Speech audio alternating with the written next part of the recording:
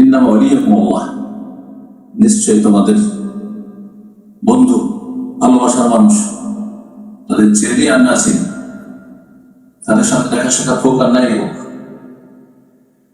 প্রথম আল্লাহ তোমাদের ওলি, তোমাদের ভালোবাসার যিনি সবচেয়ে বেশি হকদার, যিনি আল্লাহ রাব্বুল আলামিন তোমাদেরকে তার ইবাদতের জন্য সৃষ্টি করেছেন, তোমাদের সার্বিক কল্যাণ তিনি চান,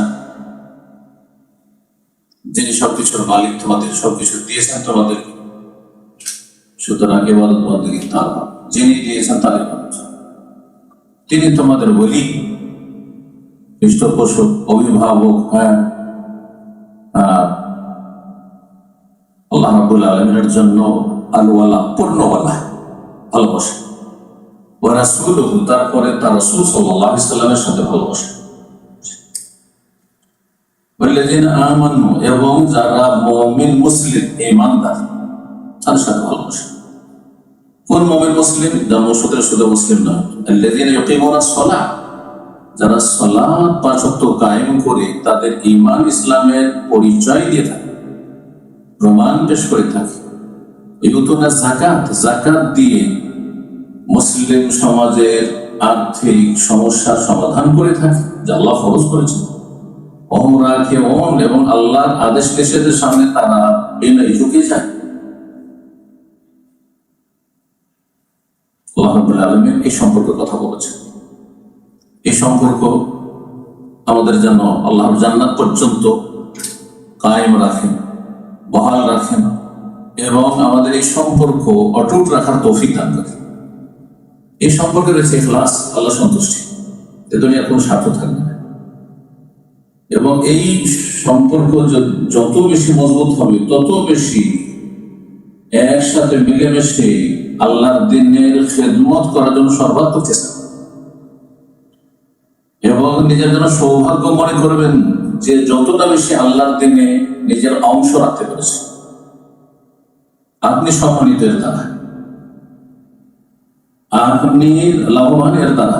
আল্লাহ রাব্বুল আলামিন ভাববেন না যে আল্লাহর দ্বীনের কাজ করলাম, কিছু অবদান ইহসান রাখলাম, বরং আল্লাহ বালিল্লাহু ইয়ামুন্নু আলাইকুম আন হাদাকুম লিল ঈমান, আল্লাহর ইহসান, অবদান তোমাদের উপর অনুগ্রহ, যে তোমাদেরকে আল্লাহ এই জান্নাতের রাস্তা দেখিয়েছে।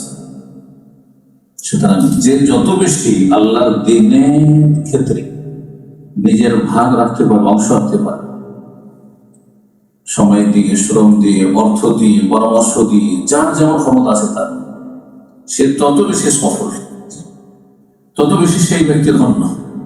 আল্লাহ সেই ধরনের আমাদেরকে যেন সামিল করে, তার রহমত দ্বারা তিনি যেন আমাদেরকে ঢেকে নেন, এবং আল্লাহর দুনিয়াতে আমাদেরকে সুখের জীবন দান করেন, এবং আখিরাতে আল্লাহ জান্নাতে যেন আমাদেরকে এর সাথে একত্রিত হওয়ার তৌফিক দান করেন। দুনিয়া আখিরাতে আল্লাহ সম্মানিত করেন, আযাব থেকে, বালা মুসিবত থেকে, লাঞ্ছনা থেকে আল্লাহ যেন আমাদের সকলকে, যেসব ভাই বোনেরা উপস্থিত হয়েছেন সবাইকে আল্লাহ যেন সুরক্ষিত রাখেন, হেফাজত রাখেন। সম্মানিত ভাতৃমণ্ডলী, আমাদের এখানকার বিষয়বস্তু সম্পর্কে নিশ্চয় দেখেছেন, জান্নাত লাভের উপায়। এটি হচ্ছে মানব জীবন লক্ষ্য উদ্দেশ্য। মানব জীবন লক্ষ্য উদ্দেশ্য হচ্ছে জান্নাতে চলে যাওয়া। এটা হচ্ছে আপনার মূল জীবনের টার্গেট।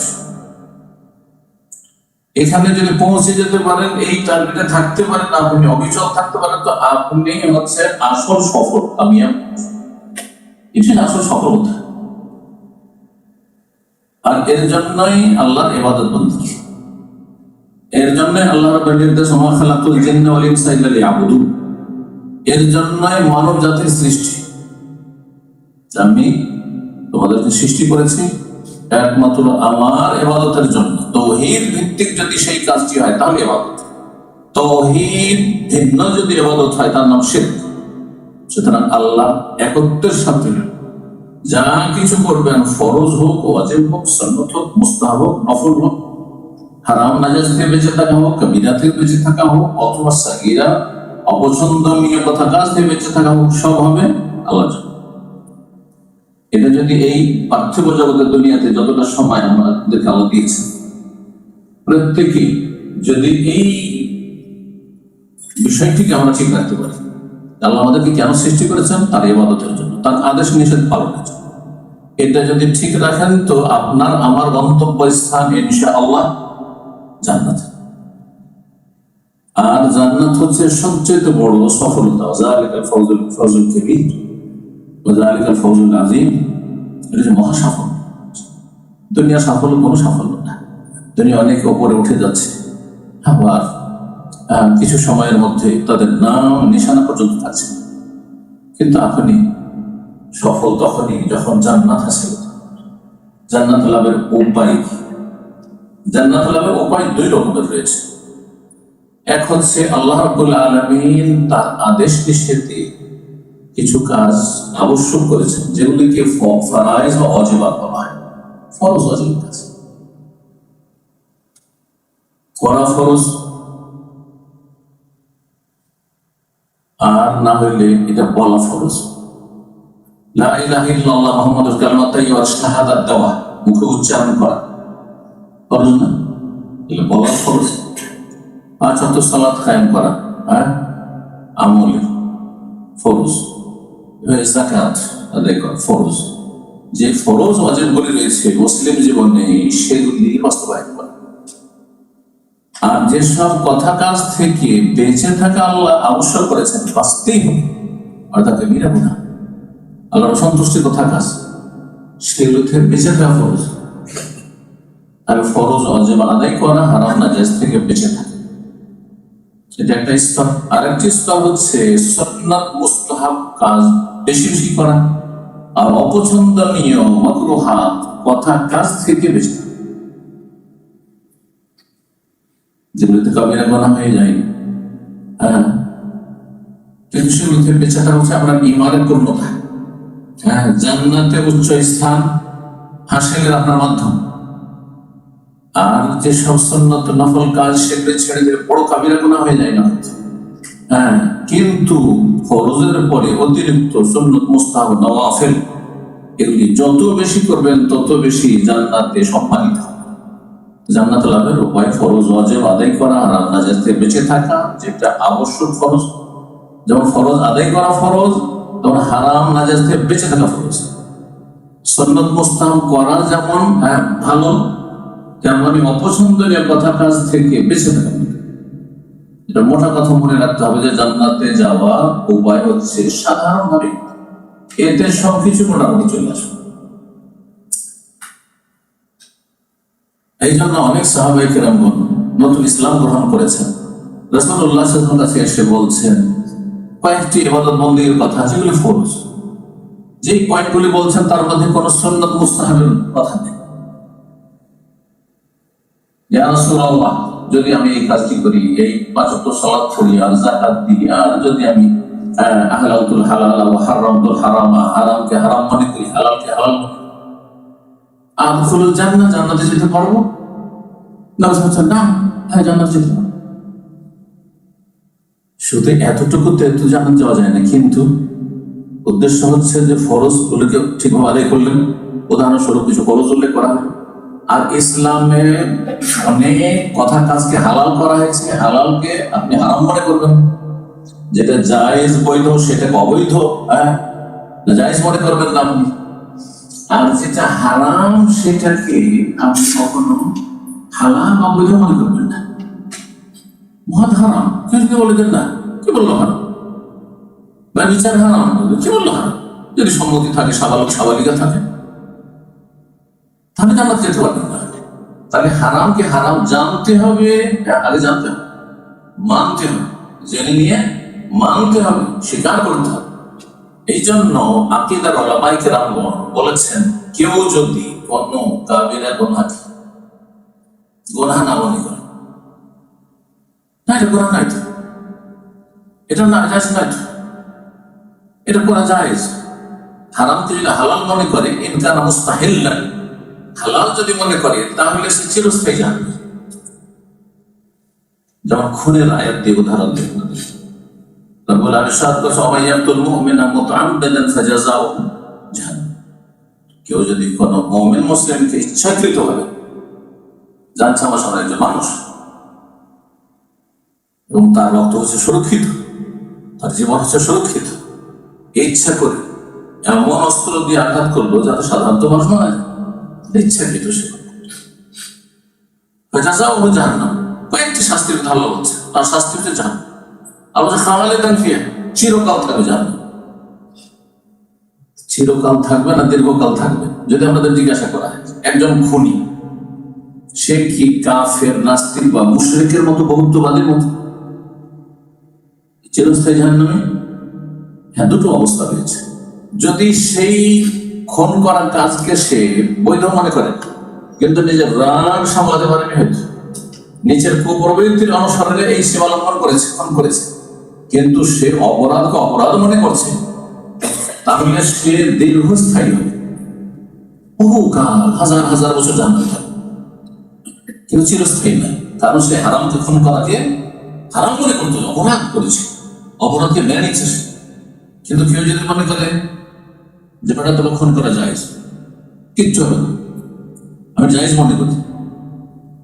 যেমন জঙ্গিরা যারা ভালো মানুষ তাদের খুন করাকে জান্নাতে যাওয়ার ওসিলা মনে করেছে।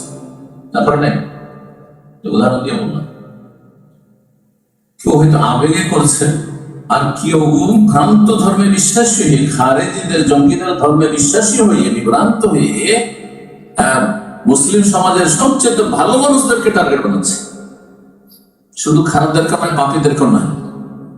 আলী রাদিয়াল্লাহু তাআলা আনহুকে যারা খুন করেছিল, ফজরের সালাতে যাচ্ছিল, তারা কে ছিল? কোন বিধর্মী তো ছিল না, অমুসলিমও ছিল না, বিধর্মীও ছিল না, আল্লাহ পরকালে বিশ্বাসী ছিল না, কিন্তু তার ভ্রান্ত ধারণা যে আলীর মতো মানুষকে খুন করে আমি কোথায় যাব? জান্নাতে যাব। সে খুশকি যাবে, জান্নাতে যাবো, জান্নাতে যাওয়ার কাজ করে দিচ্ছে। তাহলে এই খুন করাটা সে কি মনে করলো? হালাল। এর কারণ মুস্তাহাব। খুন করা কি হালাল মনে করে যে একে খুন করা আমার জন্য বৈধ, তাহলে সে খালিদান ফিহা, চিরস্থায়ী কাফের। যেমন কোন ফরজকে যদি অস্বীকার করে কাফের, তেমন কেউ হারামকে যদি হালাল মনে করে তাহলে সে কাফের। এই জন্য নবী সাল্লাল্লাহু আলাইহি ওয়াসাল্লামকে যখন সাহাবী বলছেন এই ব্যাপারে, মুসলমানদের এখন জ্ঞান সামান্য দুই-চারটি কথা জিজ্ঞেস করছে, আহলাতুল হালাল ওয়া হারামতুল হারাম। হালালকে যদি হালাল বলে বিশ্বাস করে আমি জানি আর মানি, আর হারামকে হারাম বলে জানি আর মানি, যেটা হারাম। আদখুল জান্নাহ, জান্নাত যেতে পারবো? তো হ্যাঁ, জান্নাতে যাবে, তুমি জান্নাতে। অর্থাৎ এই কয়েকটি কথার মাধ্যমে নবী সাল্লাল্লাহু আলাইহি ওয়াসাল্লাম যে জান্নাতের সার্টিফিকেট, তার মানে এই নয় যে দুই-চারটি কাজ করে জান্নাত চলে যাবে। তার মানে এইরকম ইসলামের যেসব বিধিবিধান রয়েছে, তোমার কাছে যখন একের পর এক পৌঁছে যাবে, তখন সেটা মেনে নেবে, যেহেতু আল্লাহ এবং তার রাসূলের আদেশ অথবা নিষেধ। এটা যদি করো তাহলে জান্নাতে যাবে। তাহলে জান্নাতে যাওয়ার উপায় মনে রাখতে হবে এই বিষয়টি, যে আপনার ঈমান ইসলামকে মেনে নেওয়া এবং সে অনুযায়ী আমল করা। এই জন্য জান্নাতে যাওয়ার ক্ষেত্রে যে কথাগুলি বললাম, তার সাথে যে বিষয়টি এখন বলবো সেটা একটি সাধারণ কথা। প্রথম কি বললাম? জান্নাতে যাওয়ার জন্য ফরজ ওয়াজিব আদায় করবে, হারাম নাজায়েজ থেকে বেঁচে থাকবে, আর সুন্নাত নফল বেশি বেশি করবেন, অপছন্দের কথা কাজ থেকে বেঁচে থাকবে। এটা মোটা কথা। আপনাকে তাহলে জানতে হবে কি কি কাজ ইসলামে ফরজ, কি কি কাজগুলি হারাম, আর কোন কোন কাজগুলি সুন্নাত মুস্তাহাব, কোনগুলি অপছন্দনীয়, আর সেই অনুযায়ী তখন জীবন গড়া। এটি হচ্ছে জান্নাতে যাওয়ার পথ। এটি একটি সাধারণ পয়েন্ট বললাম। আর একটি সাধারণ পয়েন্ট বলি, যাতে ইসলামের যতগুলি বিষয় রয়েছে কোরআন এবং সুন্নাহয় বিভিন্ন আয়াত এবং হাদিস শরীয়ত চিঠি আছে যে এই আমলের মাধ্যমে জান্নাতে যেতে পারবে, এই আমলের মাধ্যমে জান্নাতে যেতে পারবে, এই কথা কাজের মাধ্যমে জান্নাতে যেতে পারবে, সে সবগুলিকে শামিল। তা হচ্ছে আল ঈমান ওয়াল আমালুস সালিহ, ঈমান এবং ভালো আমল। বহু আয়াত কোরআনে কারিমে রয়েছে। একদিক থেকে যখন পড়বেন, কোরআন তেলাওয়াত করবেন, যদি অর্থ পুরোপুরি নাও বুঝেন, কিন্তু ঈমান শব্দ তো বুঝেন। ঈমান থেকে বা ইউমিনুনা, আর আল আমাল মানে আমল, আর সালিহ মানে ভালো আমল, ঠিক না? বহু আয়াত কোরআনে কারিমে রয়েছে। ইন্নাল্লাযীনা আমানু ওয়া আমিলুস সালিহাত, নিশ্চয়ই যারা ঈমানদার হয়ে গেল, তাহলে ঈমানের পরিপন্থী অবস্থা যেন না থাকে আপনার, বেঈমান না হন না। ওদের বাংলা ভাষা বেঈমান কাকে বলে? মিথ্যা কথা বলে, তুমি কিছু বেঈমানি করো না। বেঈমান মানে আমি যেটা বুঝাতে চাইছি, আপনার ঈমান নেই। যেই কথা কাজগুলি আল্লাহ এবং তার রাসূল বিশ্বাস করতে বলেছেন, অন্তরে বিশ্বাস করে মেনে নিতে বলেছে, আপনি মানছেন, বিশ্বাস করছেন না। আল্লাহর প্রতি বিশ্বাস, আল্লাহর অস্তিত্বে বিশ্বাস, আল্লাহর রুবুবিয়্যাতে বিশ্বাস, আল্লাহর উলুহিয়্যাতে বিশ্বাস, আল্লাহর আসমা সিফাতে বিশ্বাস, এই যে ঈমান বিল্লাহর ক্ষেত্রে 4টি পয়েন্ট। তারপরে আপনার মালায়েকার প্রতি বিশ্বাস, ফেরেশতার প্রতি বিশ্বাস, রাসূলগণের প্রতি বিশ্বাস, আসমানি কিতাব সমূহের প্রতি বিশ্বাস, পরকালে মরণ থেকে শুরু করে জান্নাত পর্যন্ত যতগুলি স্তর রয়েছে কোরআন এবং সুন্নাহয় সবগুলি স্তর বিশ্বাস করা, তার কোনো একটি অস্বীকার করে, তাহলে আপনার ঈমান নেই। তো কিয়ামতে যে বড় লক্ষণগুলি রয়েছে সেগুলি সুস্পষ্ট আয়াত ও হাদিস দ্বারা প্রমাণিত, বিশ্বাস করতে হবে। সেগুলিও আপনার পরকালের প্রতি ঈমানের অন্তর্ভুক্ত এবং ভালো মন্দ তকদীরের প্রতি বিশ্বাস। এগুলো হচ্ছে মৌলিক বিষয়। এছাড়া শাখা প্রশাখা অনেক বিশ্বাসের বিষয় রয়েছে, যেগুলি অন্তরে বিশ্বাস করে সেগুলি মেনে নেওয়ার নাম ঈমান। ঈমান মানে হচ্ছে বিশ্বাস করে সেটাকে সাদরে গ্রহণ করা বা মেনে নেওয়া। এটা হচ্ছে একটি উপায়, সবচেয়ে বড় উপায়। ঈমানের মাধ্যমে জান্নাতের আশা রাখা। ঈমান ছাড়া জান্নাত পাওয়া যাবে না, বিশ্বাস ছাড়া অবিশ্বাস জান্নাত হবে না। বিশ্বাস করলো কিন্তু বিভিন্ন কারণে মানলো না, সেও জান্নাত। রাসূলুল্লাহ সাল্লাল্লাহু আলাইহি ওয়াসাল্লামের চাচা আবু তালেব, উলামায়ে কেরাম তার উদাহরণ পেশ করেছেন যে আবু তালেবের আমাদের মতোই, আমাদের চেয়ে বেশি বিশ্বাস ছিল যে আমার ভাতিজা সত্যি রাসূল, আমার ভাতিজা সত্যিকার রাসূল, কিন্তু মেনে নিতে পারেন। রোম সম্রাট যখন নবী সাল্লাল্লাহু আলাইহি ওয়াসাল্লাম চিঠি লিখলেন হেরাক্লের কাছে, তখন তার বিশ্বাস হয়ে গেছিল। হ্যাঁ, এই জন্য বেশ কিছু কথা তিনি বলেছেন যে আমি যদি নিশ্চিত থাকতাম যে মদিনায় মুহাম্মদ রাসূলুল্লাহ সাল্লাল্লাহু আলাইহি ওয়াসাল্লামের খেদমতে পৌঁছে পারব, তো লাগাসালতু আন তাদমিহি, সহিহ বুখারী হাদিস, তাহলে তার দুই পা আমি ধুইয়ে দিতাম। ঠিক, সার্বিক সহযোগিতা করতাম। কিন্তু যখন পরিস্থিতি খারাপ, জীবন থেকে মেরে দেবে, রাজত্ব তো কেড়ে নিবে, কিন্তু জীবনেও বাঁচতে পারবো না, তখন আচ্ছা আচ্ছা থামো থামো থামো, তোমাদের পরীক্ষা করছিলাম। বিশ্বাস তো হয়েছিল কিন্তু মেনে নিতে পারেনি, রাজত্ব হারিয়ে যাবে, জীবন চলে যাবে, সেই ভয়। তাকে তো মুসলিম বলা যাবে না। আবু তালেব কেন মানতে পারেনি? বাবা সব ভালো কথা বলছে, সব কথা ভালো, কিন্তু লোকজনের, সমাজের লোক কি বলবে যে আমার বাবা আব্দুল মুত্তালিব মুরব্বী, আমার বাবা, তার ধর্ম ছেড়ে দিয়ে ভাতিজার কথা শুনবো, সমাজে কি বলবে, লোকে কি বলবে? এইরকম এতদিন এটা করে আসলাম, আল্লাহ সর্বত্র বিরাজমান বলে আসলাম, এতদিন বলে আসলাম যে ওসিলা ধরতে হবে, হ্যাঁ পীর আউলিয়া এদের ওসিলা ধরতে হবে, তাহলে জান্নাত পাওয়া যাবে। এখন কি করে এটা বলেছি? এতদিন মোনাজাত করে আসলাম সম্মিলিত, এখন কি করে বলবো যে না এটা বিদআত? এই আবু তালেব চরিত্র রয়েছে, গোঁড়ামি রয়েছে, অন্ধত্ব রয়েছে। ইসলাম অন্ধত্ব শেখায়নি, ইসলাম শেখায় দলিল প্রমাণ জানা এবং সে অনুযায়ী মেনে চলা, চোখ খুলে চলাফেরা করা। কোন রাস্তা চলার মতো, কোন রাস্তা চলার মতো না, কোন রাস্তায় শত্রু বসে আছে অথবা হিংস্র পশু বসে আছে, জীবনের ঝুঁকি আছে, সেই রাস্তা থেকে সাবধান। এর নাম হচ্ছে ঈমান। ইসলাম হচ্ছে ইলমের নাম, জ্ঞান অর্জন করা। ঈমান ইসলাম হচ্ছে আমল করার নাম। সুতরাং বলে রাখবেন, ঈমানের কথা সঙ্গে বললাম জান্নাতে যাওয়ার জন্য, এবং শুধু ঈমানের দাবিদার হলে হবে যে আমি এগুলো বিশ্বাস করি, বিশ্বাসের প্রমাণ দিতে হবে। এই বিশ্বাসের প্রমাণের জন্য আমিলুস সালিহাত, আল্লাহ বলেন ইন্নাল্লাযীনা আমানু ওয়া আমিলুস সালিহাত, নিশ্চয়ই যারা ঈমান নিয়ে আসলো, ওয়া আমিলুস সালিহাত, এবং ভালো কাজগুলি করলো। তার বোঝা গেল যে এই 2-4টি ভালো কাজ নয়, আপনার খেয়াল খুশি। এইরকম মুসলিম সমাজে ভালো কাজ অনেকে করে। কেউ আপনার ইবাদত বন্দেগীতে ভালো কাজ করছেন, 5 টাকা নামাজ পড়ছেন, কিন্তু আরেক দিক থেকে আখলাক চরিত্রের ক্ষেত্রে অথবা মানুষের হকের ক্ষেত্রে আপনি নষ্ট করছেন, তাই আপনি ভালো আমল আংশিক করলেন। আবার এর বিপরীতে আমাদের সমাজে অনেক লোক আছে যে নামাজ টামাজ নাই, কিন্তু বাপ মায়ের খেদমতে নামাজের চাইতে অনেক ভালো আছে। করি জান্নাত শুধু। আর ভাই বোন সবাইকে প্রতিষ্ঠিত করলাম, সবার বিয়ে শাদী দিলাম।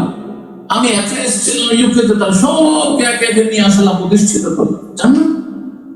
নামাজ ছাড়া জান্নাত, যাকাত ছাড়া জান্নাত নেই, সিয়াম রমজান মাসে সিয়াম রোজা ছাড়া জান্নাত নেই, হজ ছাড়া জান্নাত নেই। তো ইসলাম হচ্ছে উদখুলু ফিস-সিলমি কাফা, পূর্ণরূপে ইসলাম প্রবেশ করতে।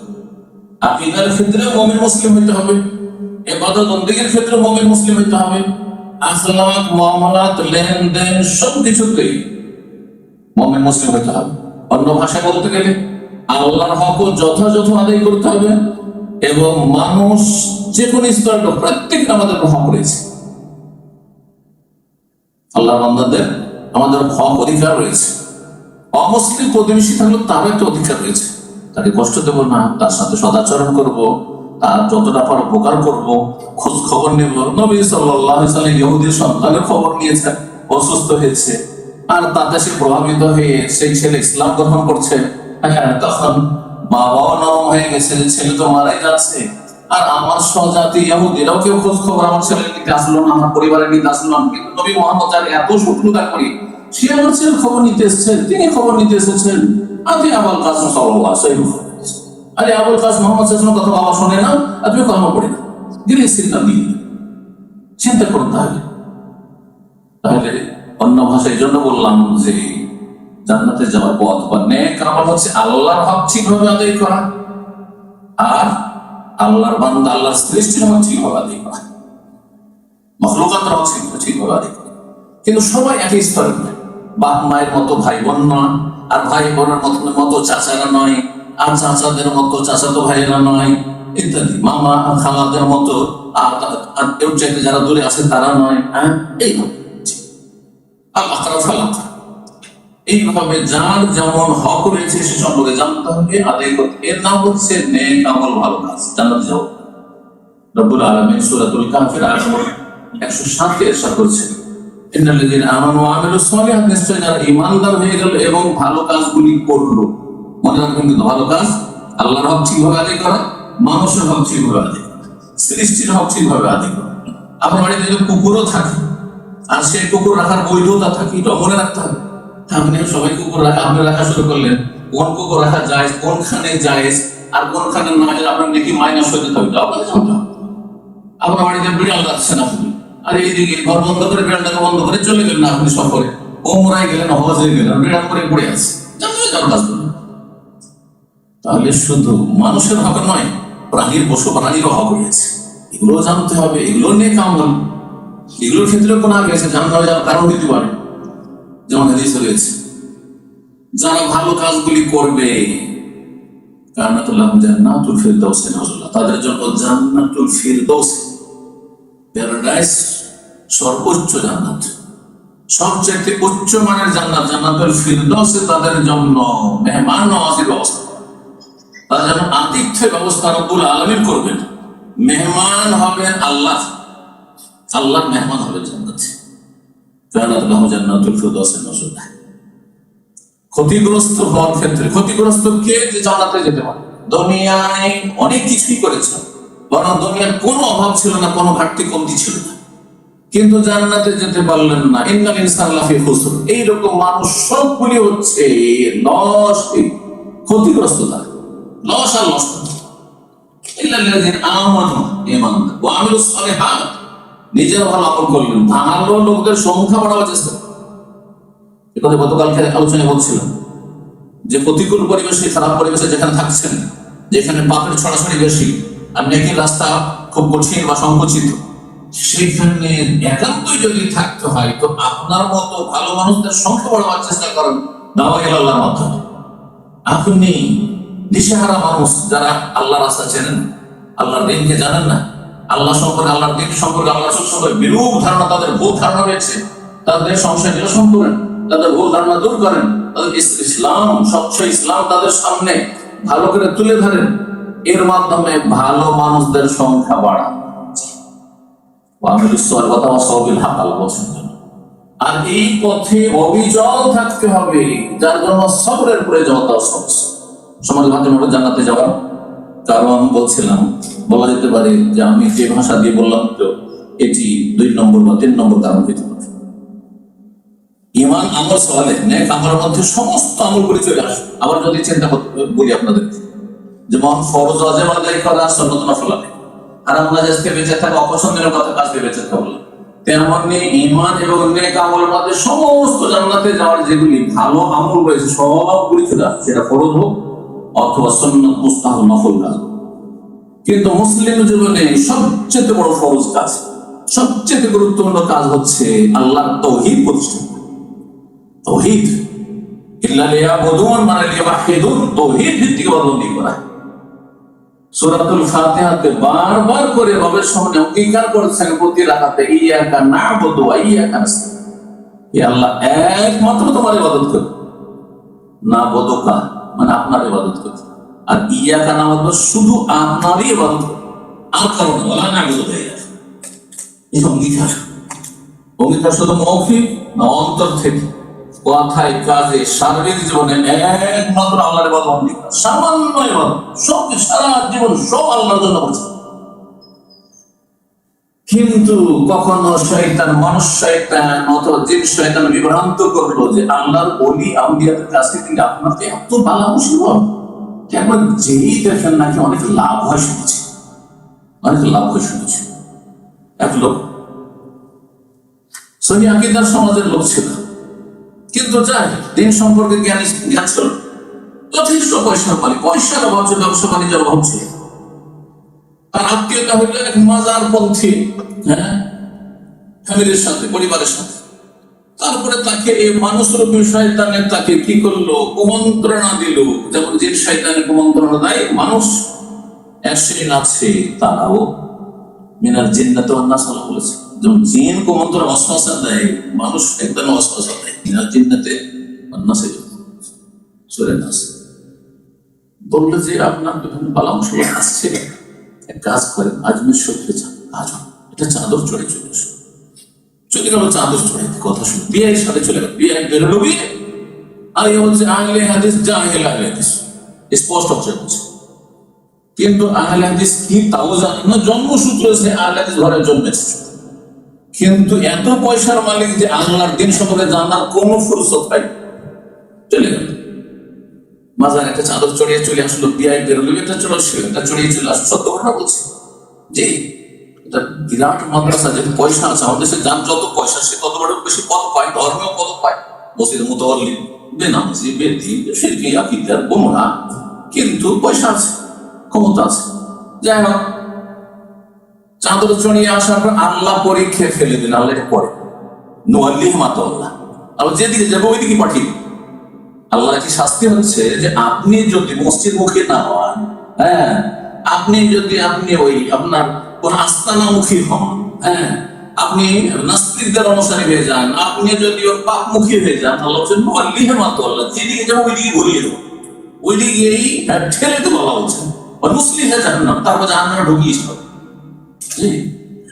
আল্লাহ অসহায় ছিলেন, আল্লাহর খাস মদত থাকে না, মানুষ যখন আল্লাহ দিন সম্পর্কে জ্ঞান অর্জন করে না, আর তারপরে সেই অনুযায়ী এই মান নিয়ে আসে না, আমলও ভালো করেন না, যেদিকে ঝুঁকে যায় ওই দিকেই আল্লাহ ঝুঁকিয়ে দেয়। ফিরে আসার পরে সেই বছর আমাদের অঞ্চলে কিন্তু আম বাগান খুব বেশি, আপনারা জানেন, মালদহ, চাঁপাইনবাবগঞ্জ, রাজশাহী, এগুলো আমের দেশ, বিশাল আম বাগানের ব্যবসায়ী, নিজেরও 150 বিঘা আমের বাগান। এত ফলন হইল যে সে বিভ্রান্তিতে পড়ে গেল। তারপর তার মন্তব্য শুনলে, জাহিলের মন্তব্য শুনে বলছে যে সত্যি এবার যে আজমির শরীফের চাদরটা চড়িয়ে এসেছি, এই জন্য আমার আম বাগানের ফলনও ভালো হয়েছে। পাক্কা মুশরিক হয়ে গেল, পাক্কা মুশরিক হয়ে, বুঝতে পারলেন এবার? জি হ্যাঁ। তো তাওহীদ হচ্ছে জান্নাতে যাওয়ার সবচেয়ে বড় উপায়, মাধ্যম। আর তাওহীদের বিপরীত, তাওহীদ যদি সবচেয়ে বড় ইবাদত হয়, সবচেয়ে গুরুত্বপূর্ণ ইবাদত হয়, তার সবচেয়ে বড় অপরাধ হচ্ছে শিরক, কুফর। তো এটা সবচেয়ে বড় অপরাধ। যখন মানুষ শিরক করে তখন স্থায়ী জাহান্নামে হয়ে যায়, মানুষ যখন কাফের হয়ে যায় তখন স্থায়ী জাহান্নামে হয়ে যায়।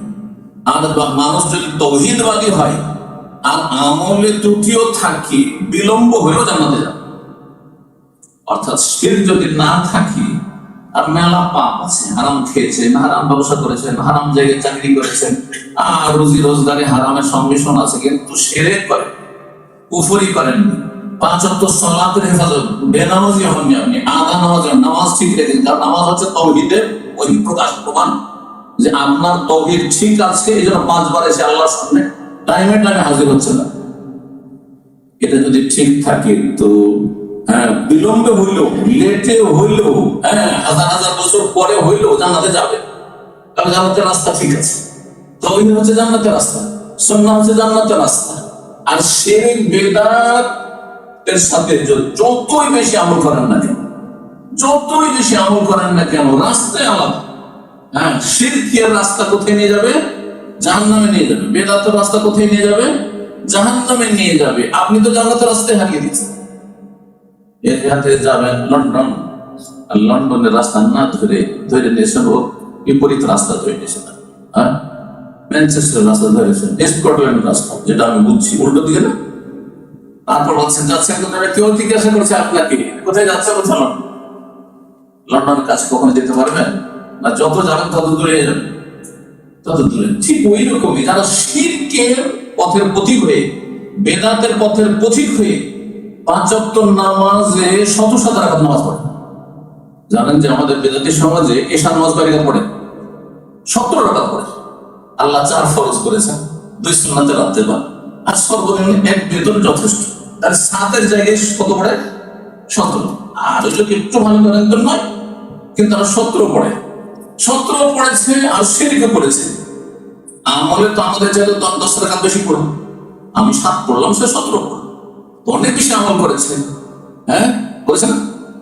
কিন্তু আমার রাস্তা হচ্ছে জান্নাতের রাস্তা, তাওহীদ সুন্নাহর রাস্তা। তার রাস্তা হচ্ছে জাহান্নামের রাস্তা। যত স্পিডে যাচ্ছে তত বেশি জান্নাত থেকে দূরে, জাহান্নাম থেকে কাছাকাছি হয়ে যাচ্ছে। এই হচ্ছে অবস্থা। এই জন্য আইম্মায়ে কেরামগণ বলেছেন যে একজন ফাসিক, পাপিষ্ঠ, মুওয়াহিদ এবং সুন্নাতের অনুসারী, সুন্নাত তাওহীদ সুন্নাহর অনুসারী, তাওহীদ সুন্নাহ মোতাবেক জীবনযাপনকারী যদি ফাসিক, পাপিষ্ঠ হয়, তার নিচে কাপড় দাড়ি নেই, আর বিভিন্ন হারাম খায়, বিড়ি সিগারেট পান করে, সে একজন বেদাতি আবেদে যেতে হবে।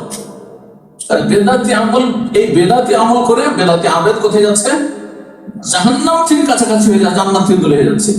আর এই ব্যক্তি যে ফাসিক, তাওহীদ সুন্নাহ থাকার কারণে জান্নাতের রাস্তায় চলছে, কিন্তু প্রচন্ডের গতিতে আস্তে আস্তে চলছে। কবরের আযাব হবে, জাহান্নামে কিছুদিন যাবে, আর হাসরের মাঠে হাবুডুবু পড়বে, আর তারপরে পুলের উপর ক্ষত বিক্ষত হবে, কিন্তু হয়তো শেষ করে হোঁচট খেতে খেতে জান্নাতে পৌঁছে যাবে। কারণ রাস্তাটা তার কি ছিল? ঠিক ছিল। আশা করি বুঝতে পারছেন। এই জন্য জান্নাতে যাওয়ার জন্য গুরুত্বপূর্ণ পয়েন্ট হচ্ছে তাওহীদ, আল্লাহর তাওহীদ। এই তাওহীদ সম্পর্কে আর এই শিরক সম্পর্কে বহু আয়াতে হাদিস রয়েছে। আল্লাহ কোরআন এখানে বলেছে সব গুনাহ মাফ করবেন, কিন্তু যাকে চাই একটি গুনাহ শুধু আল্লাহ মাফ করে, সেটা কি? শিরক। ইন্নাল্লাহা লা ইয়াগফিরু আন ইউশরাকা বিহি, শিরক করে মারা গেলে আল্লাহ কখনো মাফ করবেন। কিন্তু যদি অন্য কোন গুনাহ, শিরকের নিম্নমানের গুনাহ করে যদি কেউ মারা যায়, তাহলে মাফ করে দেবেন না? যাকে ইচ্ছা মাফ করবেন, যাকে ইচ্ছা। তাহলে যারা বিভিন্ন পাপে জড়িয়ে আছেন, এই কথা মনে করিয়েন না ওই মুরজিয়াদের মতো যে আমি শিরক তো করি না, আমি মাজার টাজার এসব বিশ্বাস করি না, ভাই ফজর নামাজ পড়ে আছে না, ওইটা পড়ি না, জানাতে যাবেন? আল্লাহ গফুর রহিম, আল্লাহ মাফ করে দিবেন। জানেন আপনি ভালো করে? নিশ্চিত আপনার কাছে কোনো দলিল প্রুফ আছে যে আল্লাহ মাফ করে দেবে আপনাকে?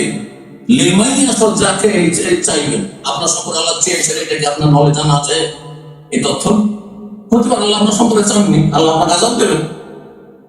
সতর্ক, যারা বিভিন্ন পাপে জড়িয়ে আছেন, ভাবছেন যে আল্লাহ গফুর, আল্লাহ মাফ করে দেবে, বড় শিরক করি না, আমি নাস্তিক না, না, কখনো এটা ধৃষ্টতা। পাপ সম্পর্কে দুঃসাহসিকতা, নির্দ্বিধায় পাপ করে চলে যাচ্ছে, তওবা করছেন না, সংশোধন করছেন না, এটা হচ্ছে জাহান্নামে যাওয়ার লক্ষণ, জান্নাত হারিয়ে যাওয়ার লক্ষণ। সতর্ক সাবধান।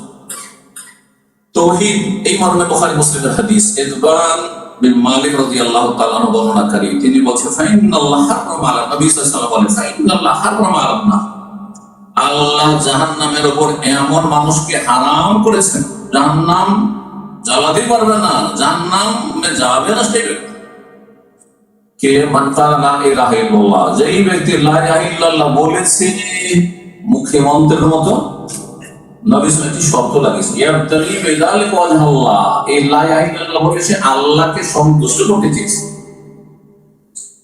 আল্লাহ রেজামন্দি চেয়েছে, আল্লাহ তুমি আমার উপর রাজি হয়ে যাও, যেহেতু আমি বলছি যে তুমি ছাড়া কোনো সত্য মাবুদ আমার নেই। ইলাহ মানে মাবুদ, যখন আল্লাহ ছাড়া সত্য মাবুদ নেই এই কথা বলার উদ্দেশ্য হচ্ছে আল্লাহকে রাজি করা, আল্লাহ তোমার ছাড়া কোনো সত্য মাবুদ নেই। এর প্রথম দাবি হচ্ছে যে আল্লাহর জন্য কিছুতে ইবাদত করতে হবে, আর সেটি এক নম্বরের ইবাদত হচ্ছে পাঁচ ওয়াক্ত সালাত।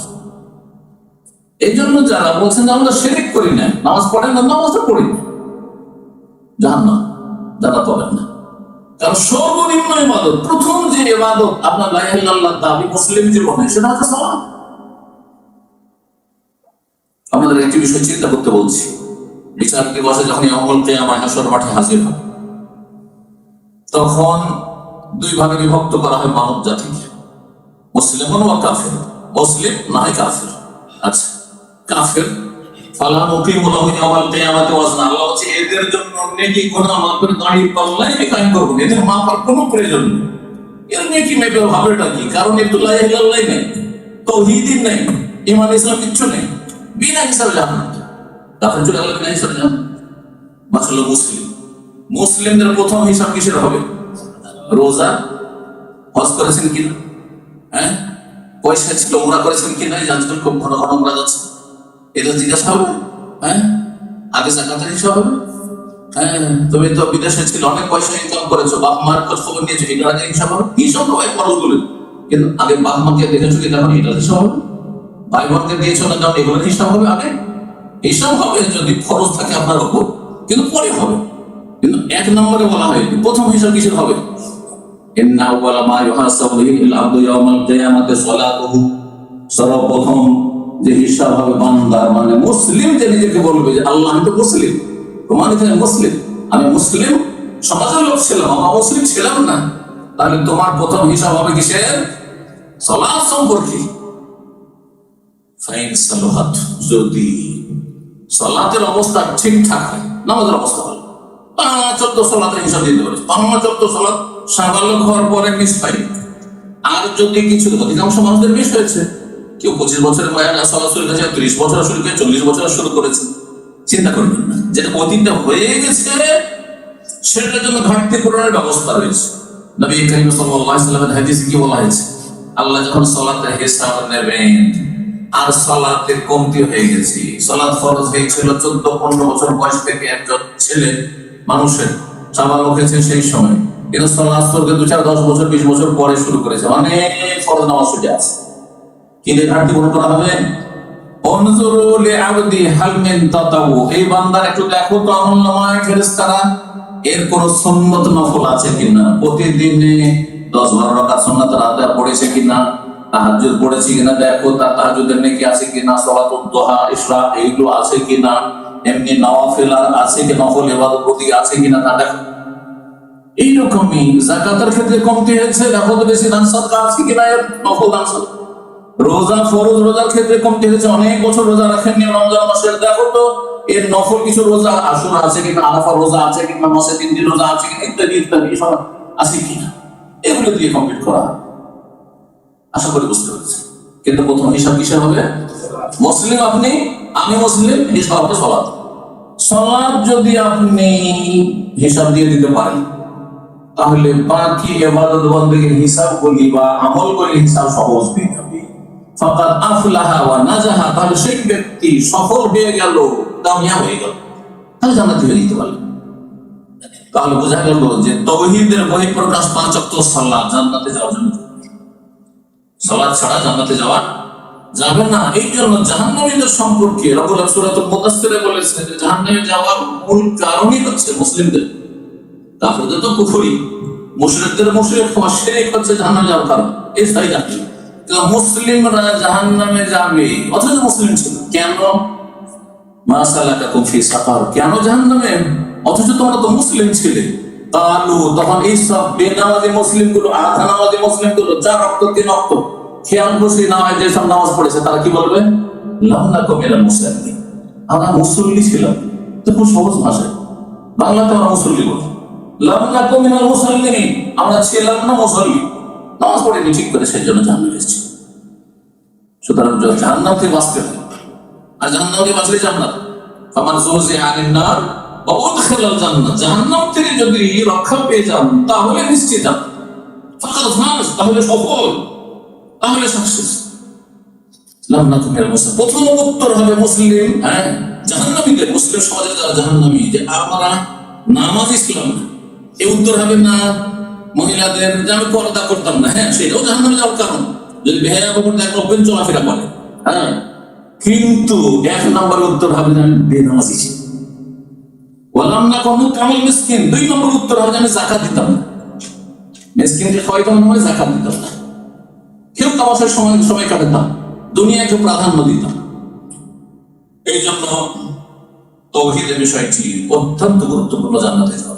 তাওহীদ যদি ঠিক থাকে তো সাজা শাস্তি হইলেও জান্নাতের আশা অবশ্যই করতে পারবে, আল্লাহর রহমতে নিয়ে আসবে। তারপর 5 ওয়াক্ত সালাতের বিষয়টি নিয়ে আসলাম। 5 ওয়াক্ত সালাত সম্পর্কে হাদিসে বহু দলিল রয়েছে। জান্নাতে যাওয়ার গুরুত্বপূর্ণ উপায় হচ্ছে 5 ওয়াক্ত সালাত। সূরাতুল মুমিনুন প্রথম দিকে পড়ে দেখুন, আল্লাহ 2 বার করে সালাতের কথা বলেছে। কাদ আফলাহাল মুমিনুন আল্লাযীনা ফি সালাতিহিম খাশিউন, ওই সব মুমিন মুসলিমরা হচ্ছে সাকসেস, সফল। কারণ আল্লাযীনা হুম ফি সালাতিহিম খাশিউন, যারা নামাজি তো আছে কিন্তু নামাজে তারা বিনয়ী, একগ্রতার সাথে নামাজ পড়ে, মনোযোগী হয়ে নামাজ পড়ে, দুনিয়ার সাথে সম্পর্ক ছিন্ন করে, সোশ্যাল মিডিয়া মোবাইলের সাথে সম্পর্ক ছিন্ন করে, ব্যবসা বাণিজ্যের সাথে সম্পর্ক একেবারে স্টপ করে আল্লাহর সাথে সম্পর্ক স্থাপন করার জন্য মসজিদে প্রবেশ করে। মসজিদে প্রবেশ করবে গোটা দুনিয়া থেকে, দুনিয়ার চিন্তা চেতনা থেকে, সবগুলি থেকে মুক্ত এক আল্লাহর সাথে আপনি সুসম্পর্ক মজবুত করার জন্য হাজির হয়েছে, রবের সামনে দাঁড়িয়েছে না। এটা হচ্ছে খুশুর সাথে সালাত আদায় করা। সালাত পড়ে খুশুর সাথে। তারপরে বেশ কিছু বৈশিষ্ট্য বললে, বসার কথা, কাজ থেকে বেঁচে থাকে, লজ্জা স্থান হেফাজত, জেনা ব্যভিচার থেকে বেঁচে থাকে, এই অশ্লীলতা নোংরামি থেকে বেঁচে থাকে, ইত্যাদি ইত্যাদি। এইসব বলার পরে ওয়াদা আমানত, এসব। তারপর আল্লাহ ওয়াল্লাযীনা আলা সালাওয়াতিহিম ইউহাফিজুন, আর নামাজের হেফাজত করে। পকেটে যদি আপনার 1000 পাউন্ড থাকে, তার মধ্যে 200-400 হারিয়ে গেছে, সেটা পকেট ছিল, 200-400 পড়ে গেছে, বাকিটা থেকেছে, তা আপনি কি টাকাটা হেফাজত করলেন? পুরোপুরি হেফাজত করলে তো 1 টাকা পড়তো না, তাই না? হেফাজত তাহলে বুঝছেন, হেফাজত করা মানে যথাযথ হেফাজত করা, সুন্দরভাবে হেফাজত করা। তো নামাজের হেফাজত করলো, নামাজের হেফাজত 5 ওয়াক্ত পড়তে হবে, 4 নয়, 1। নামাজের হেফাজত হচ্ছে সময় মতো পড়তে হবে, খেয়াল খুশি নয় যে একসাথে মাগরিব এশা একসাথে 3 মাস মাগরিব একসাথে পড়ছেন আপনি, অথচ সুস্থ মানুষ নামাজ পড়ে নিয়ে আবার 2-4 ঘন্টা আপনি আড্ডা দিচ্ছেন, আপনি গল্প করছেন, কাজকর্ম করছেন, জেগে বসে আছেন, এত সুবিধাবাদী। আর তারপরে আপনি ফজর সূর্য ওঠার পরে পড়ছেন আপনি, জোহর আসর বিনা ফজরে বিনা কারণে এমনিতে একসাথে পড়ছেন আপনি, একসাথে 4 ওয়াক্ত চলে গেল, অফিসে পড়লেন না আপনি, অথচ পড়ার সুযোগ আছে সেখানে, আর তারপরে এসে 2-4-5 ওয়াক্ত নামাজ একসাথে পড়ছেন, অনেকে করিয়ে নামাজের হেফাজত আপনি করলেন না। টাইম মেনটেন করে নামাজ পড়লেন, টাইম মতো নামাজ পড়তে হবে, নামাজ সুন্নতি তরিকা পড়তে হবে, নামাজের ফরজ ওয়াজিবগুলি আদায় করতে হবে, সুন্নতি তরিকা নামাজ পড়তে হবে। বেদাত দিয়ে নামাজ পড়লে নামাজের হেফাজত করলেন না। যদি এই নামাজের হেফাজত করেন আর নামাজে বিনয়ী হন, মনোযোগী হইতে পারেন, আল্লাহ কি বলছেন? উলাইকা হুমুল ওয়ারিসুনা আল্লাযীনা ইয়ারিসুনাল ফিরদাউস ওয়া হুম ফিহা খালিদুন, এরাই তো হচ্ছে জান্নাতুল ফিরদাউসের ওয়ারিস। বাপ মার জমি জায়গা ধন সম্পদ ছেড়ে গেলে যেমন ওয়ারিস হন, উত্তরাধিকারী হন, ঠিক তেমনি রব্বুল আলামিন বলছেন যে এই বৈশিষ্ট্য যদি থাকে, আর গুরুত্বপূর্ণ 2 বার করে, এই 6টি-7টি বৈশিষ্ট্যের মধ্যে 2 বার করে বলছেন সালাতের কথা, নামাজের কথা। কত গুরুত্বপূর্ণ তার নামাজের ইবাদত, জান্নাত যাওয়ার জন্য, জান্নাতে বাঁচার জন্য। এরাই হচ্ছে জান্নাতুল ফিরদাউসের উত্তরাধিকারী, ওয়ারিস।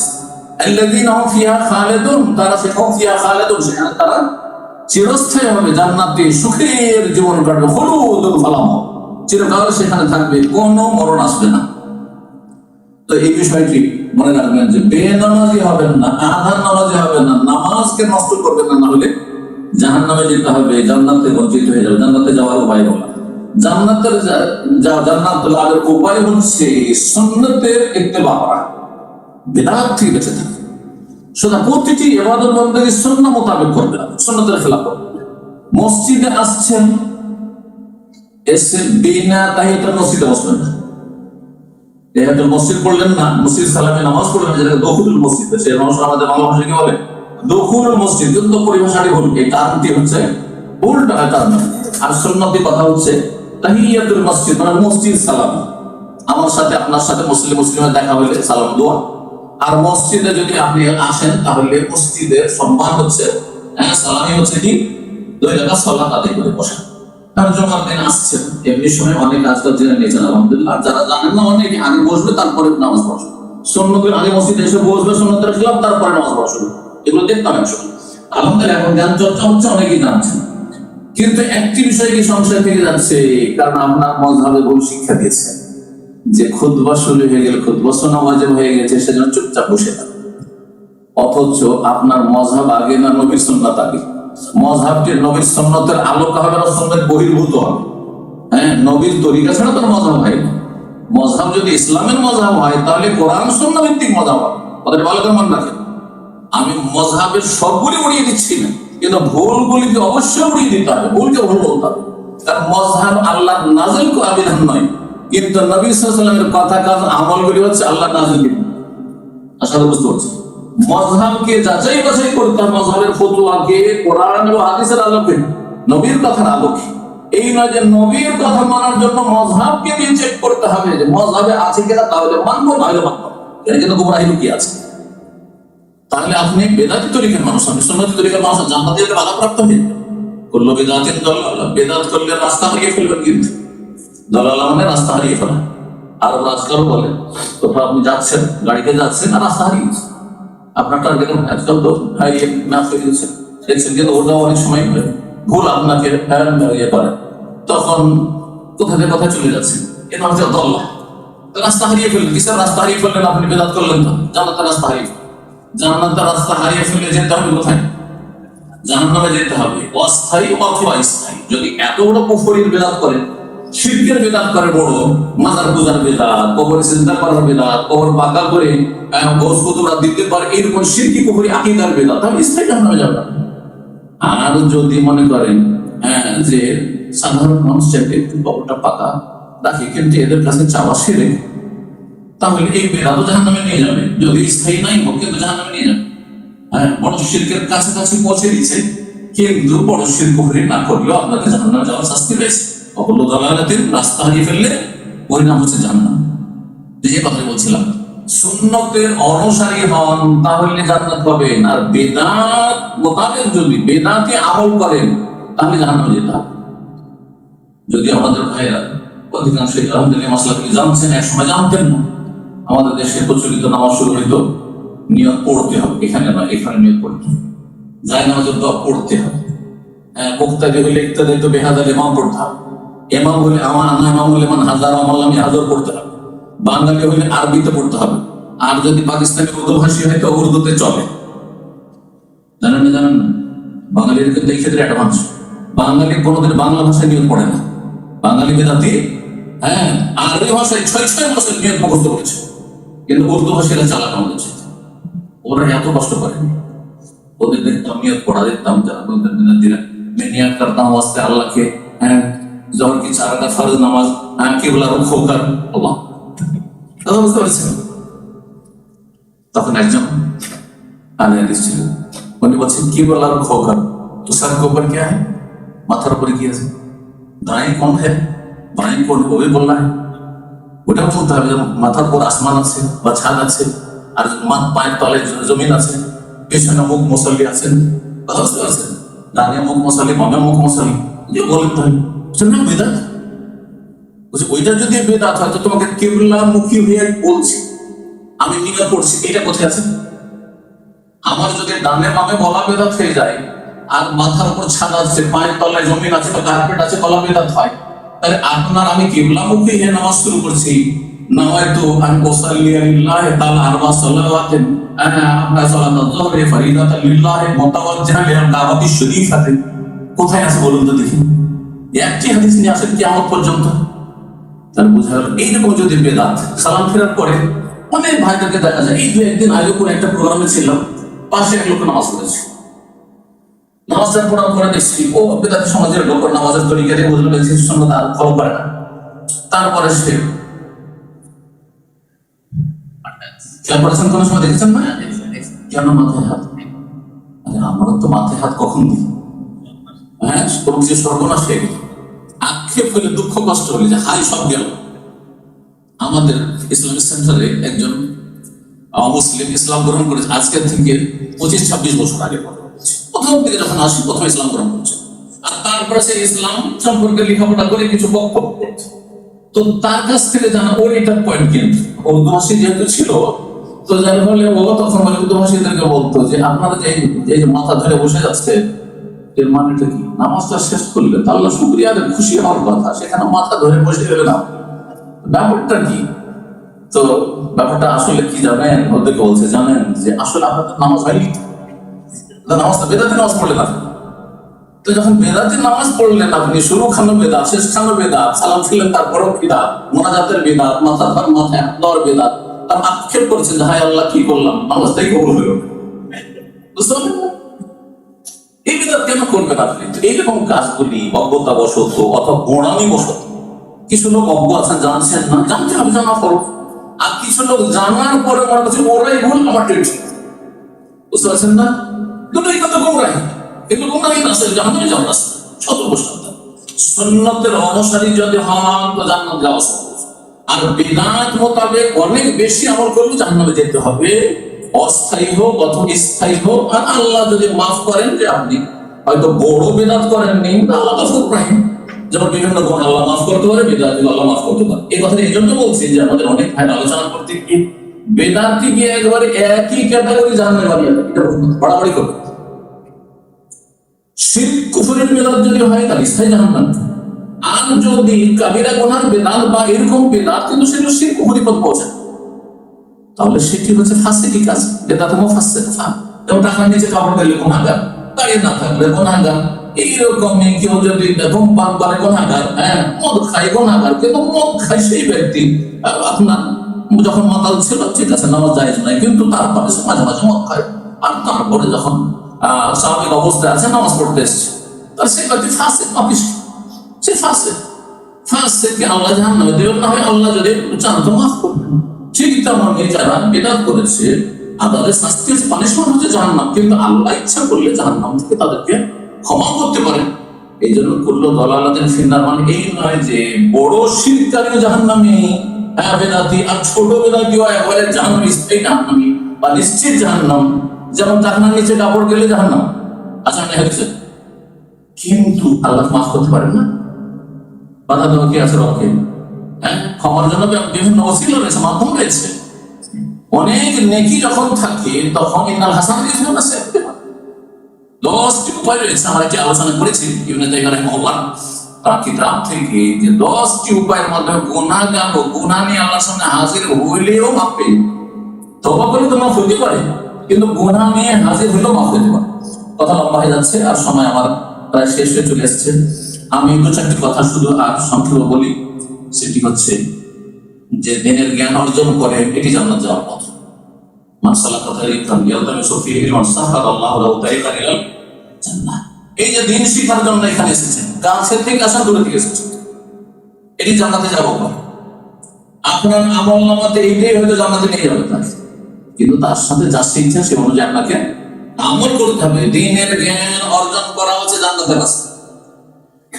জান্নাতে যাওয়ার 7 নম্বর উপায় হচ্ছে আত্মীয়দের সাথে সুসম্পর্ক। অনেকে আছেন বিদেশে এসে দুনিয়া নিয়ে মেতে উঠেছেন, ছেলে মেয়ে নিয়ে মেতে উঠেছেন, গরিব আত্মীয় স্বজন কোনো খোঁজ খবর দিচ্ছেন, এটি জানানো যাওয়ার কাজ। সতর্ক সাবধান।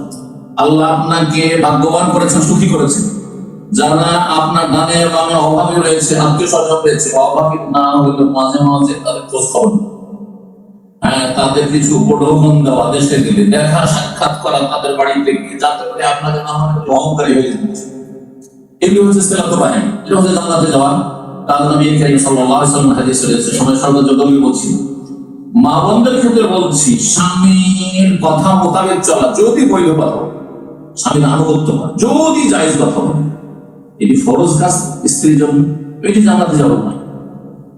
আজকাল বিজাতির সভ্যতা আমাদের উপর এত বেশি কুপ্রভাব বিস্তার করেছে, কুপ্রভাব বলবো, আমরা এত বেশি প্রভাবিত হয়েছি পুরুষ আর নারী, যে মনে করি যে আমিও মানুষ, সেও মানুষ, কেন তার কথা শুনবো? হ্যাঁ, সবকিছুতে আমরা শেয়ার করবো, সবকিছুতে সমান সমান থাকবো। হ্যাঁ, সমান সমান থাকতে চাই, কেউ ছোট হতে চাই না। হ্যাঁ, অনেক সময় স্ত্রীর নেতৃত্ব চলছে, আপনাকে তার কথা মতো চলতে হবে, আপনাকে ছোট হয়ে তার কাছে, হ্যাঁ, যা বলবে তাই শুনতে হবে আপনাকে। না, আপনি যা বলবেন তা শুনতে হবে। যদি আপনার কথা জায়েজ হয়, না জায়েজ কিছু না, তবে পরামর্শ দেওয়া অধিক রয়েছে, এবং আপনার উচিত পরামর্শ দেওয়া। স্বামী হিসেবে আপনার পরামর্শ নেওয়া উচিত, কিন্তু সিদ্ধান্ত আপনার। চূড়ান্ত সিদ্ধান্ত স্বামীর থাকবে, চূড়ান্ত সিদ্ধান্ত স্ত্রীর না, ছেলে মেয়েদের না। আল্লাহ বুঝার তৌফিক দান করুন। জান্নাতে যাওয়ার উপায়, নবী সাল্লাল্লাহু আলাইহি ওয়াসাল্লাম কি বলেছেন? ইযা সাল্লাতিল মারআতু খামসা, 5 ওয়াক্ত নামাজ পড়ে, ওয়া সামাত শাহর, রমজান মাসের সিয়াম পালন করে, ওয়া আতাআত যাওজাহা ওয়া আতাআত বাহলাহা, স্বামীর যদি আনুগত্য করে, স্বামীর কথা মোতাবেক চলে, স্বামী যেমন করে চলতে হবে সেভাবে চলে, স্বামীকে জানালো না, বললো না, যেখানে সেখানে ঘোরাফেরা করছে, কোথায় তুমি, আরে আমি অমুক জায়গায় গেছি, কিছু জানালো না, তোমার জানার আবার কি আছে, আমি কাজে এসেছি, মোটি চাইছি না। স্বামীর কাছে অবশ্যই খবর থাকতে হবে যে আমার স্ত্রী কোন জায়গায় গেছে, ঠিক আছে শপিং করতে গেছে, ঠিক আছে ছেলে মেয়ে নেওয়ার জন্য, ঠিক আছে বাইরে কোনো কাজে গেছে, যেমন আপনাদের যেতে হচ্ছে বা আমাদের এখানে যেতে হচ্ছে, কিন্তু স্বামীর কাছে অবশ্যই একটা খবর, স্বামীর কাছে অবশ্যই একটা গ্রিন সিগন্যাল নেওয়া উচিত। হ্যাঁ, আল্লাহ যেন বোঝার তৌফিক দান করেন। কারণ আপনারা এমন একটা দিকে যাচ্ছেন যেখানে এমন একটা হয়তো সময় চলে আসবে, আল্লাহ হেফাজত করুন, যে সামান্যতম কোনো কথা মানতে রাজি হবে না। এমন মন মানুষের তৈরি হচ্ছে যে স্বামীর কোনো কথা মানতে রাজি না, খারাপ কাজে, জাহান্নামে যাওয়ার কাজ। অবশ্যই স্বামীর আনুগত্য করতে হবে, কিন্তু বৈধ কাজে, জায়েজ কাজে নয়, গুনাহের কাজে নয়। আল্লাহ বোঝার আমল করার তৌফিক দান। মুসনাদ আহমদ হাদিস সাল্লাল্লাহু আলাইহি ওয়াসাল্লাম হাদিস থেকে সহিহ। ছেলে মেয়েদের প্রতিপালন জান্নাতে যাওয়ার পর, আর বিশেষ করে যদি কন্যা সন্তান হয়, যাদের মেয়ে সন্তান আছে তারা আরো বেশি ভাগ্যবান। নবীর জন্য আল্লাহ কি করেছেন? সিলেক্ট করেছেন, বাছাই করেছেন, মনোনীত করেছেন কন্যা সন্তান। ছেলে সন্তান মারা গেছে কিন্তু মেয়ে সন্তান বড় হয়েছে। তাহলে কারো যদি শুধু মেয়ে সন্তান থাকে, বলবেন না আমি নবীর সুন্নাত প্রদান আল্লাহ আমাকে দিয়েছে, বড় আলহামদুলিল্লাহ। বরং এটি জান্নাতের সার্টিফিকেট শুনে রাখেন। মেয়ে সন্তান মানুষ করতে যদি পারেন, মানুষের মতো মানুষ, আর একটা ভালো ছেলের হাতে যদি তুলে দিতে পারেন এই আমানত, তাহলে জান্নাত যাওয়া নিশ্চিত। নবী সাল্লাল্লাহু আলাইহি ওয়াসাল্লাম মানবুতুলিয়া মিন হাযিহিল বানাতে, এই মেয়ে, এক মেয়ে, দুই মেয়ে, তিন মেয়ে, যত বেশি মেয়ে হবে তত বেশি জান্নাতে যাওয়া নিশ্চিত হয়ে যাবে। আল্লাহ যদি পরীক্ষা করেন কন্যা সন্তান দিয়ে, মানুষ চাই না সাধারণত কন্যা সন্তান, আল্লাহ যদি পরীক্ষা করেন কন্যা সন্তান দিয়ে, আর তাদের ভালো আদব কায়দা শেখালেন, ইসলাম শেখালেন, আল্লাহর সাথে তাদের সম্পর্ক গড়ে তুললেন, আপনি দিন শিখালেন, আখিরাতমুখী বা জান্নাতমুখী করলেন, কন্যা লাহু সিতরা মিনান নার, এরা জাহান্নামের সামনে গিয়ে আড় হয়ে যাবে, পর্দা হয়ে যাবে, জান্নাতে এই মেয়েরাই নিয়ে যাবে। আল্লাহ যেন আমাদেরকে ছেলে মেয়েদের তরবিয়ত করার তৌফিক দান করুন। এইরকম কারণে বোন থাকে, শুধু মেয়ের ক্ষেত্রে নয়, বোন, বাবা মারা গেছেন, বোনদের বিয়ে শাদী দিতে হয়েছে, বোনদের দেখাশোনা করতে হয়েছে, জান্নাতে যাওয়ার সার্টিফিকেট নবী সাল্লাল্লাহু আলাইহি ওয়াসাল্লাম। আল্লাহর সামনে দাঁড়াতে হবে ভয়, জান্নাতে যাবো ভয়, আল্লাহর সামনে দাঁড়াতে হবে, একদিন হিসাব দিতে হবে। এই ভয় যদি থাকে তো পাপ হবে না, আর পাপ হইলে তওবা ছাড়া থাকতে পারবে, সংশোধন হয়ে যাবে, জান্নাতে যাওয়ার সার্টিফিকেট।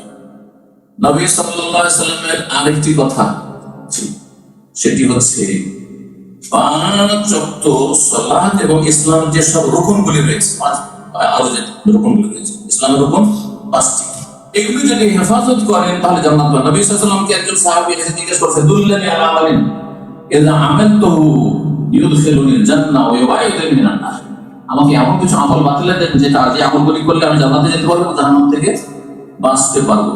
নবী সাল্লাল্লাহু আলাইহি ওয়াসাল্লাম বলেন, তা'বুদুল্লাহ ওয়া লা তুশরিকু, আল্লাহর ইবাদত করবে, শিরক করবে না, তুকিমুস সালাত ওয়া তুতিজ যাকাত, সালাত কায়েম করবে, যাকাত ওয়া তাসিলু যার রাহিম, আত্মীয়দের সাথে সুসম্পর্ক করবে। যদি এই কাজগুলি করো, সেই ব্যক্তি বলছে, ইয়া রাসূলুল্লাহ আমি কম করব না, বেশি করব না। নবী সাল্লাল্লাহু আলাইহি ওয়াসাল্লাম তামাসসাকা বিমা আমারা বিহি দাখালা জান্নাত, বিমা উমিরা বিহি দাখালা জান্নাত, যে হুকুমগুলি দেওয়া হলে এগুলো কাজ যদি করে তাহলে সে অবশ্যই জান্নাত। এরকম জান্নাতে যাওয়ার বহু নেক আমল রয়েছে। যতগুলি ভালো আমল কোরআন সুন্নাহ বলা হয়েছে সেগুলো করবেন এবং হারাম নাজায়েজ কাজ থেকে বেঁচে থাকবেন, অপছন্দনীয় কথা কাজ থেকে বেঁচে থাকবেন, অপচার থেকে বেঁচে থাকবেন এবং নিজের দায়িত্ব পালন। একটি কথা দিয়ে শেষ করি, শুধু নিজে আমল করা যথেষ্ট নয়, বরং আপনার অধীন আপনার স্ত্রী ছেলে মেয়ে আছে, তারাও ভালো মানুষ তৈরি হোক, এর জন্য সর্বাত্মক যদি চেষ্টা থাকে, দায়িত্ব পালনে যদি কোনো গাফিলতি না থাকে, এটিও জান্নাতে যাওয়া। আর যদি গাফিলতি থাকে, আপনি তো জান্নাতের রাস্তা ধরে নিয়েছেন, কারণ বাংলাদেশ থেকে এসেছে, মুসলিম সমাজ থেকে, সারা জীবন আপনি ধার্মিক নামাজি আল্লাহ বিরু হয়ে থাকলেন, আপনার স্ত্রীকে পারলেন না, করলেন না, চেষ্টা করলেন না, তখন পারলেন না সেটা ভিন্ন বিষয়, কিন্তু চেষ্টা করতে অবশ্যই। আর আপনার ছেলে মেয়েকে আপনি জান্নাতে নেওয়ার চেষ্টা করলেন না, এই দায়িত্বে গাফিলতি, দায়িত্বহীনতার কারণে জাহান্নামে। এই জন্য আল্লাহ যেন যথাযথ এই দায়িত্ব পালনের তৌফিক দান করেন।